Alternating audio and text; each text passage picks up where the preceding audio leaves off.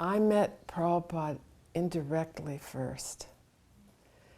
Before I was a devotee, I went searching for gurus, but I was disappointed. And I gave up my search for gurus, and I went off to join the Back to the Earth movement. I bought back to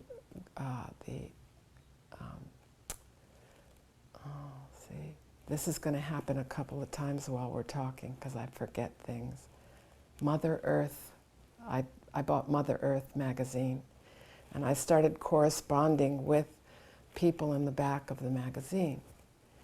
And one of the people, I started sharing my search for a guru and how I got disappointed. And he was in Gainesville at the time. And he said, well, I've found a real guru. And, you know, he's wonderful. You should come right away and meet this person. He's not like the others. So then I started corresponding back and forth. Well, you know, I've seen some pretty bad things, you know, like does he go on a waterbed with his young lady disciples and eat chocolate bars and soda pop? You know, and then he'd write me back, no, this person is very grave and doesn't have any sex connection with his young disciples. He doesn't sleep on a waterbed. You know, when he was in India, he didn't even have a bed. You know, he would write me back different things, and then I'd write, well, does he smoke marijuana and have his disciples smoke marijuana? And he'd write me back, no. He follows the 4 regulative principles, and he teaches his disciples to. So we went back and forth like this. Each thing that I'd experienced, I'd say, so does he do this? No. You know, so actually, Prabhupada was only in Gainesville for a few days, so by the time I was going back and forth, he'd already gone, but the boy didn't tell me that. He just kept saying, you have to come, you have to come. So finally, I did. I literally gave up everything, gave away my car, gave all my things away. I had a little backpack on my back, and I hitchhiked from New England down to Gainesville. And of course, by the time I got there, Prabhupada wasn't there anymore. And when I got to this man's address, the landlady answers the door. Who do you want? You know, I told her who I was looking for. Oh, I threw him out 2 weeks ago. He's a no good. He ain't paid me rent for 6 months. I threw him out. I'm like, well, I was supposed to visit him. You know, I came all the way from New England to visit him. Well, I know where he is. And she takes me by the hand out to the street and points up. See that at the end of the street there? Them's the Hare Krishnas. That's where he went. They'd take anybody. So I showed up at the temple, and when later in the conversations there, they asked, well, how did you find us? So I told them the name of the young man who'd been writing to me, and they all laughed. Oh yeah, he does this all the time. He's not really very serious about our movement, but he entices people to get interested, and they show up, and he never stays. So it was Prabhupada's qualities that he was talking to me about. Then Amarendra Prabhu was in charge of the temple at the time, and he gave us 4 classes every day, one of which was teachings of Lord Chaitanya.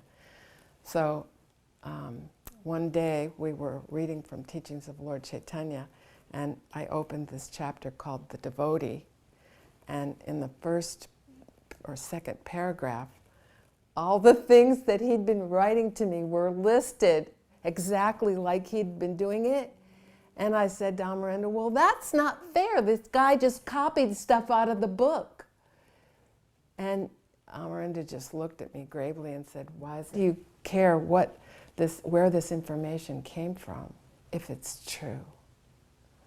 And then when I met Prabhupada later and became serious as a devotee, I saw, yes, it's true.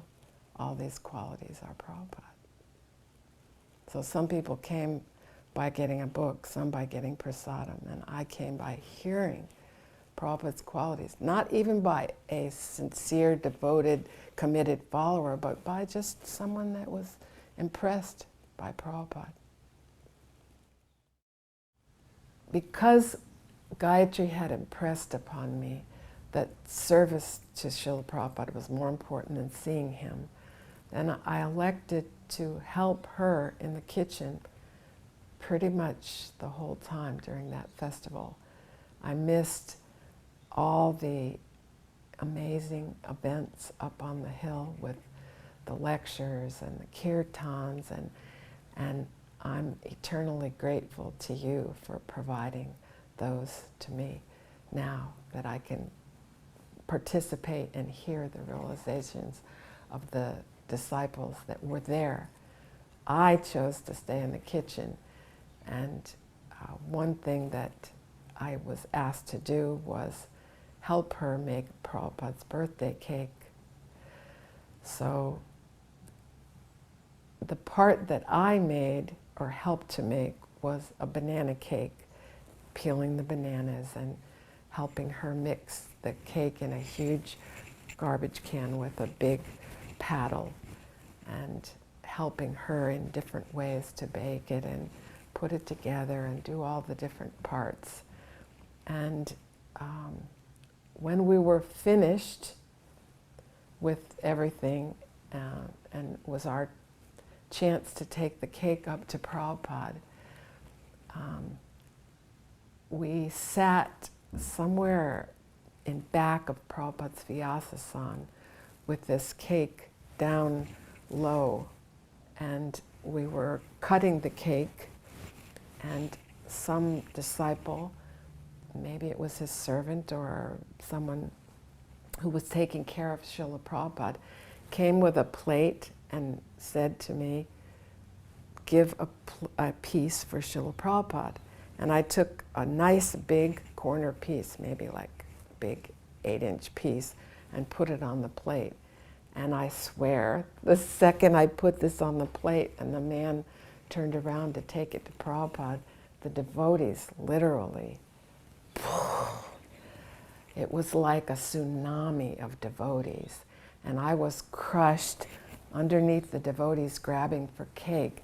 My face was down in the cake, and I was running out of breath actually, and thinking, I'm going to die here, but this is great. I'm going to die in Prabhupada's birthday cake. I couldn't breathe. Finally, like, all the cake is pretty much gone, and I'm,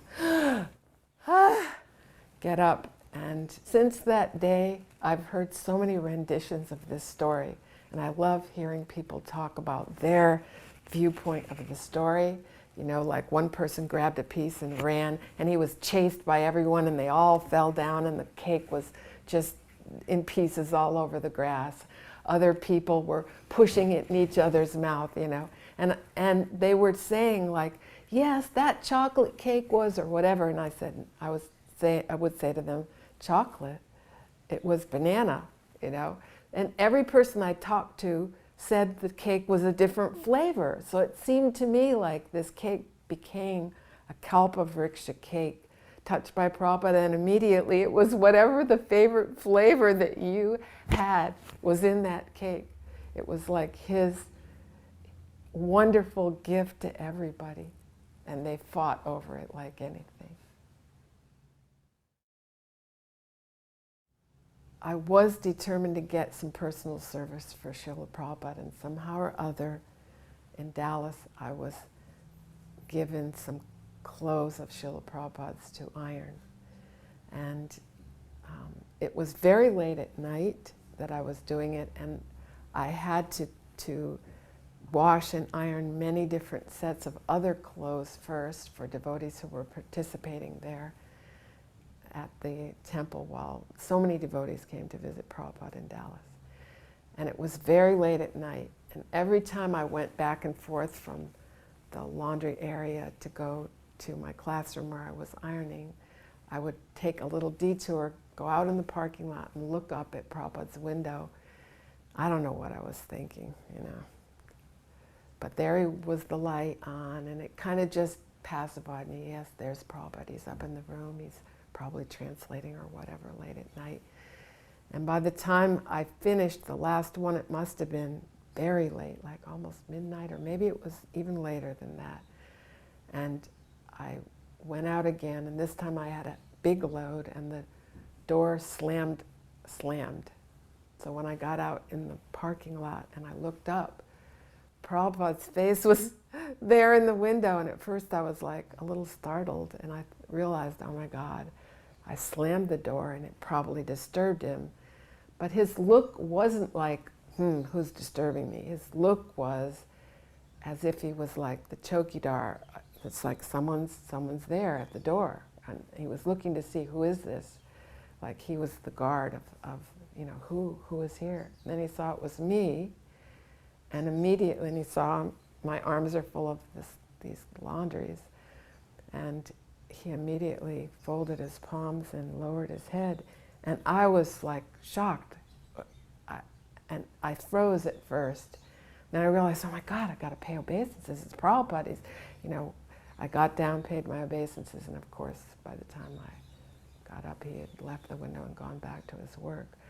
But for him to recognize my little insignificant self like that, it meant so much to me. Here he is receiving my service personally. He was thankful to the tiniest little person who did any little thing in his mission, and he wanted us to know that.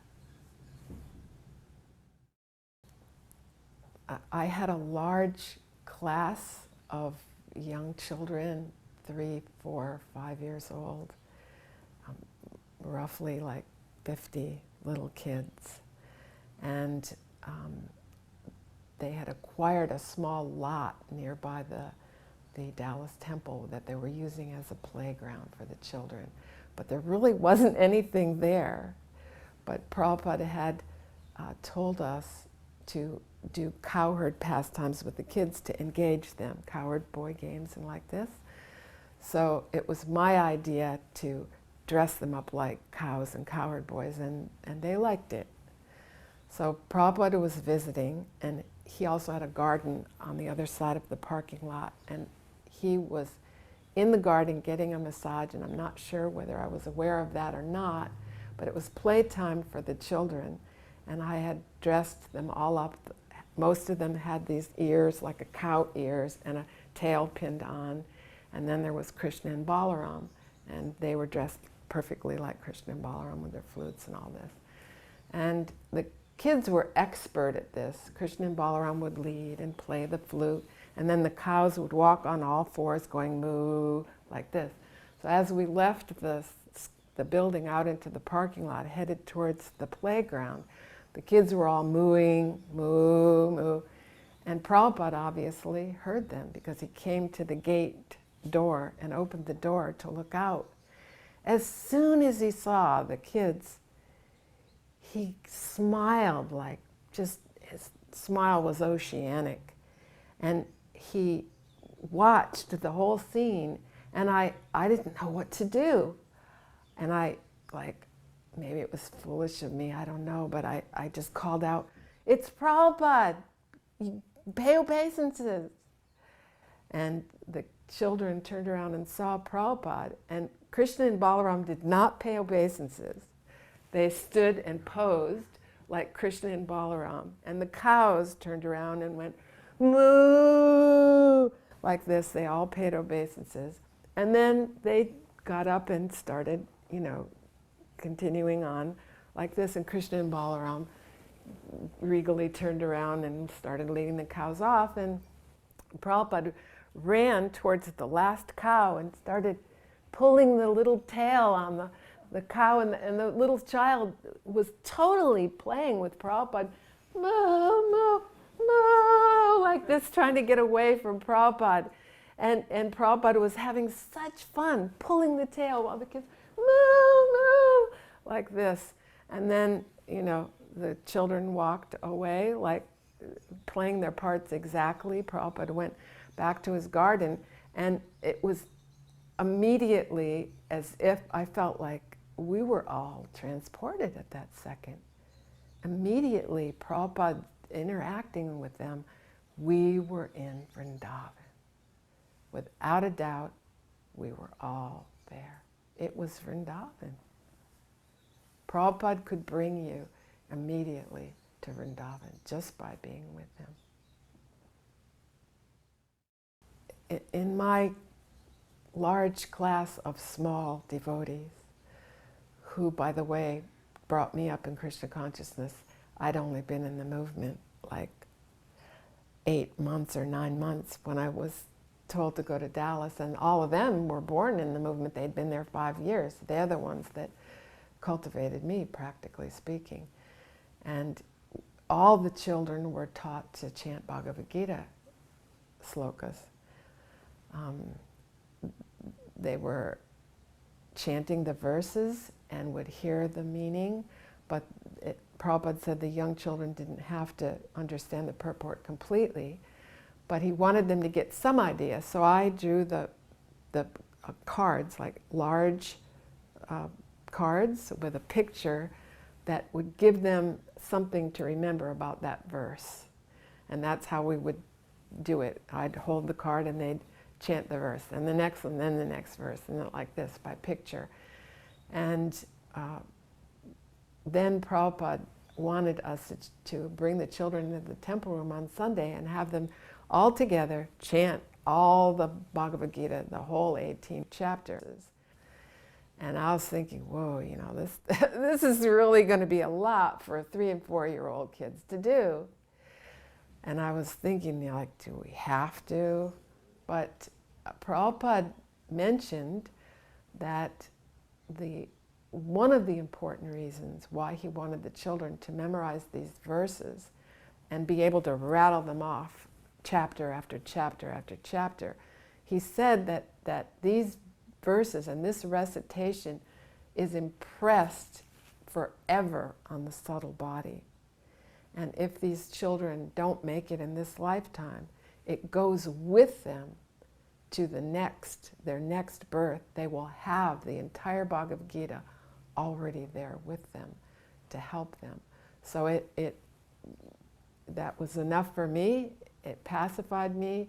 And not only did we do it in class with cards, but on our way to the playground, you can imagine I've got 50 kids.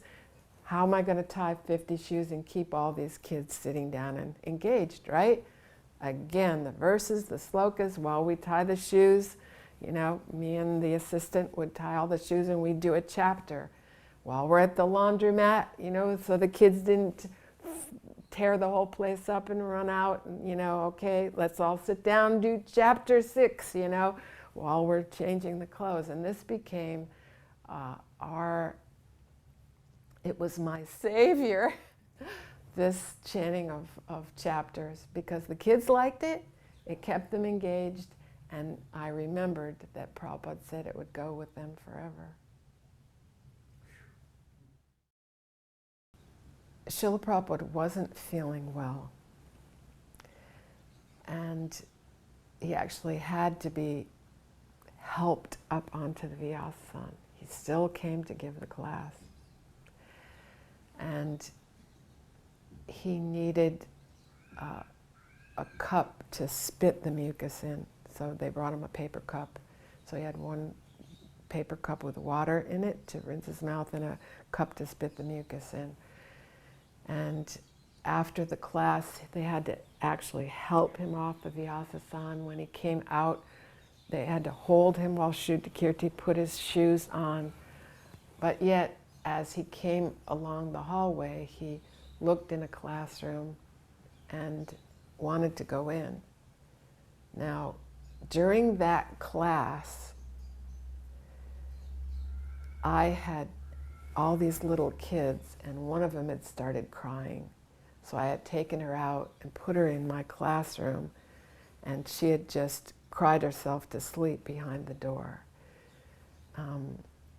So when Prabhupada opened that door to go in the classroom, it bumped into this child who immediately woke up and started crying all over again and backs up. But then as soon as Prabhupada enters and this child sees Prabhupada, she stops crying immediately, falls down, pays obeisances, and starts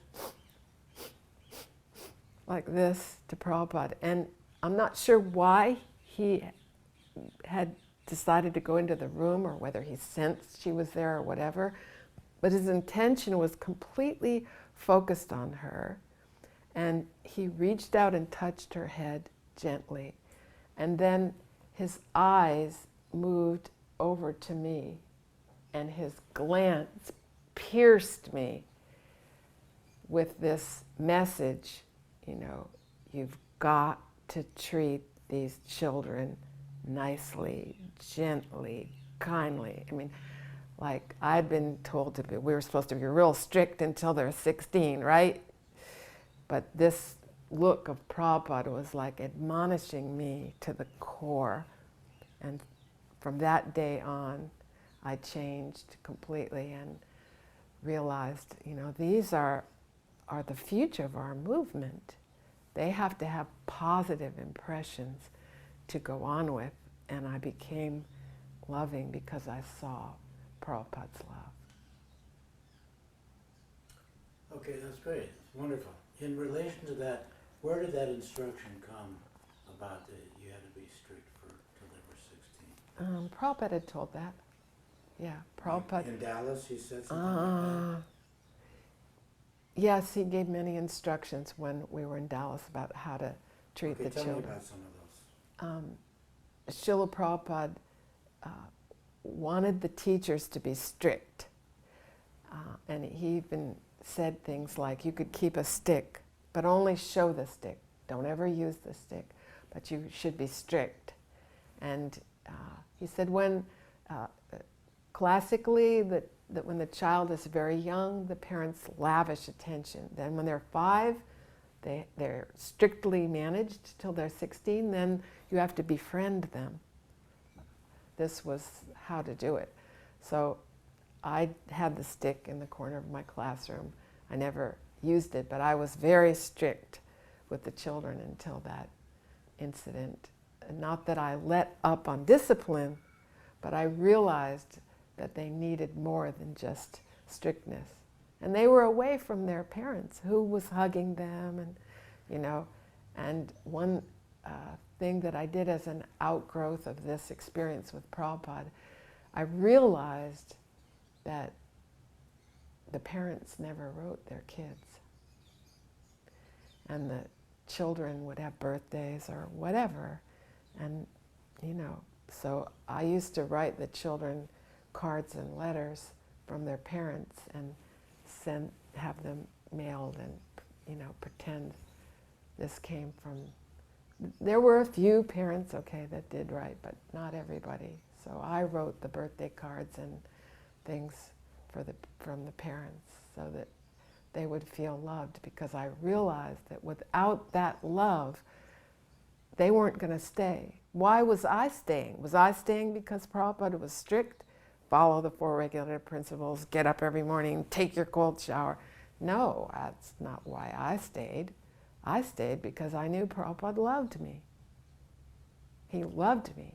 That's why I stayed.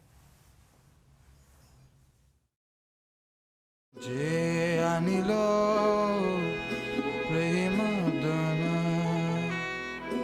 koruna prachu